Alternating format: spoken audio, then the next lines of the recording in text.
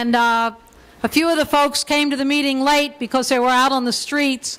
I'm going to ask Erik Anders-Nillsen from the Jersey City Peace Movement and Michael Kramer from Veterans for Peace just to come up and give us a few words on that. And just to say, this is happening all across the country, along with all across the world. The small, if you look on the news, it's just amazing. It's not just Times Square or Los Angeles or Washington. It's all kinds of small towns and cities where there have been actions on a day's notice.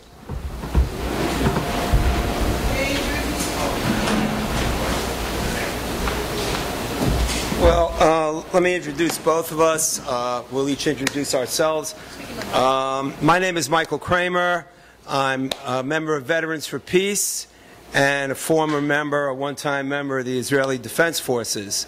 Like Rabbi Weiss, I spent time in Gaza, but as an occupier, not as a friendly visitor. That's changed. I'm a chapter officer of our chapter representing over 100 peace activist veterans in New Jersey, and nationally an organization of over 7,000 military veterans who wholeheartedly support the Gaza Flotilla. We're all very upset about what happened. We take it personally. We have two of our members who were participants in the flotilla. We don't know their status. There's a lot of email being traded. We don't know their health. One particularly, former U.S. Army Colonel Ann Wright, who's very outspoken and who's made numerous trips to Gaza. And today we spent time in the streets of Jersey City. And Erik Anders-Nillsen, who is the Secretary of the Jersey City Peace Movement, will maybe fill you in on a little bit of what we did. Hi, thank you for listening to me for just a few minutes. I'll be very, very brief. We called for an emergency action, of course, in New York, Monday and Tuesday. Wednesday, we felt compelled to do something in Jersey City. We have our congressman's office is in the Heights area. Congressman Steve Rothman, a very staunch Zionist. We've met with him many times before about the war, Iraq, Afghanistan. Stop funding Israel, stop funding these wars. Of course, he's very pro-Israel, and he always says he's supporting the troops by funding these wars. Anyway, we called for this emergency action. We notified their office. We didn't care if they were there or not. It was at 6 p.m. We didn't care. We just, by the way, we're going to do this in front of your office.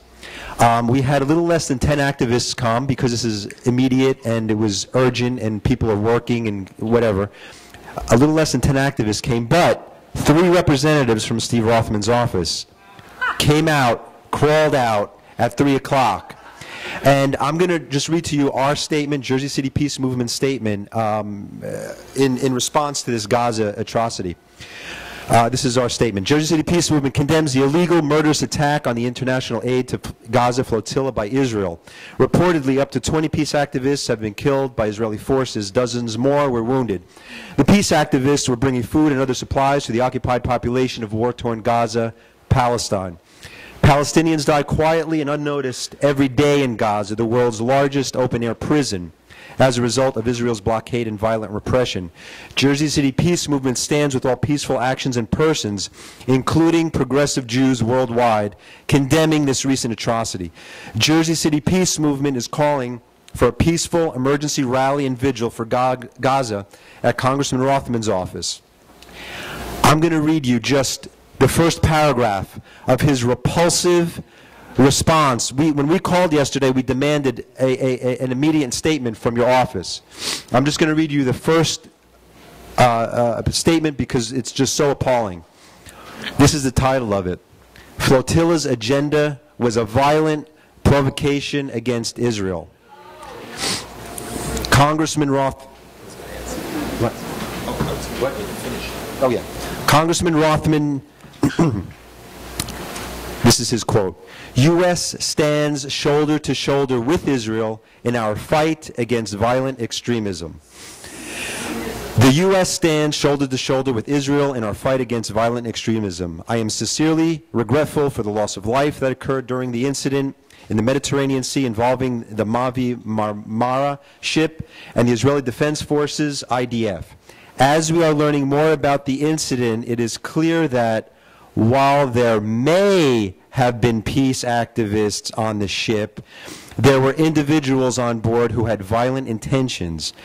As Israel's soldiers sought to reroute the ship to Ashdod, where humanitarian materials could be gathered, screened, and delivered to the people of Gaza, there was a premeditated, planned effort to injure and possibly kill IDF soldiers. I won't even read the rest because it just goes on and on. It's repulsive.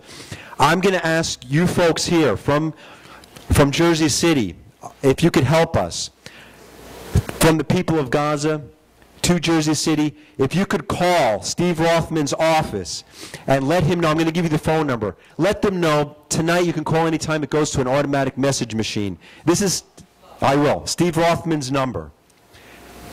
201 798 1366. I'll repeat it again. 201 798 1366. That's a direct number to his Jersey City office, and there is an answering machine there.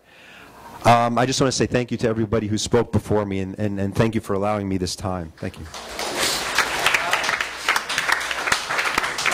I just want to add that after we confronted his staff, we then went over to Journal Square, a very multinational neighborhood with an especially large Arabic-speaking community, and we talked it up in the streets. We gave out flyers. People were very, very happy to see us and receptive.